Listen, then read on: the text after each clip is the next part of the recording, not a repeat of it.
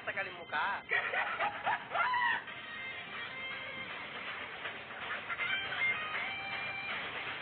அல்லது நவரசத்தையும் காட்டும் என்னுடைய முகமா?